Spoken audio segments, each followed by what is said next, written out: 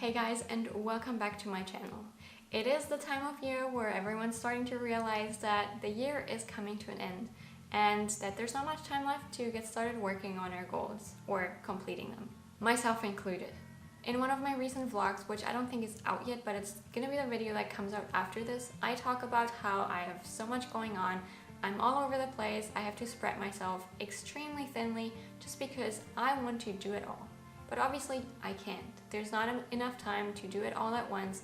So I figured I wanted to leave this year with a bang, and to do that I had to figure out my priorities.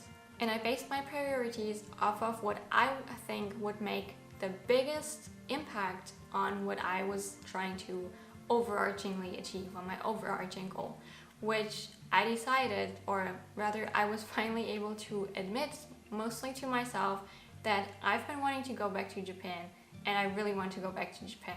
So that is what I'll be working towards. I wasn't really sure if I wanted to share this so early into the process, but I figured I'd just be honest and let you know what I'm working towards so that I can take you along on the journey. Whether it works out or not, I'm not sure yet. There's a lot of big question marks. So based on that, I decided what priorities and what things I should focus on the most. My number one priority for this last quarter of 2024 will be finishing school. And I know it's been long overdue, but I'm finally getting around to it. I have basically blocked out the last 3 months of this year. I don't have any social gatherings. There are no upcoming trips other than the Christmas US trip. But other than that, I have blocked all the time to just finish my degree. There's not much left to do, and for those of you who've been following me for a while, you know it's the same two things that I need to get done, my research project and my master's thesis, but I really just need to finish this. Receiving this degree is by far what's going to make the biggest impact on pretty much all my future, so it just needs to happen. And I know that if I'm not getting started soon, I will end up not doing it at all. I really want to avoid that, so my school is going to be my number one biggest priority this quarter. The next thing is my health, which I've been starting to take a lot more serious at the beginning of this year. I started going to therapy, I started seeing a bunch of doctors to finally get started on working on a bunch of health problems, and I feel like I'm now finally in a place where things are getting a lot better. I've been doing so much better over the last couple months, and one of the things that I swear to God has helped me the most is just going to the gym. I've built a really strong gym routine, and I've taken dance classes every once in a while. I've gone bouldering with my friends, and just that physical activity, getting out of the house, moving your body, feeling like you're getting stronger, is not only great for your physical body, but just for your mental health as well. So while I don't think that this has a direct impact on my ability to go to Japan, it will greatly affect how well I will be able to get school stuff done, focus on schoolwork, and just feel generally.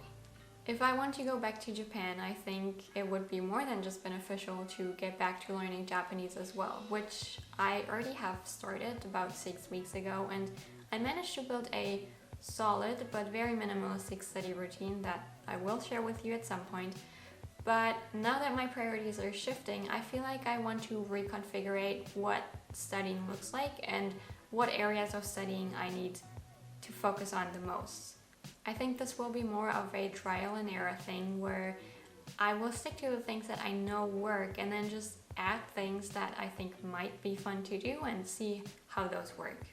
As a final little minor priority, I want to add this YouTube channel.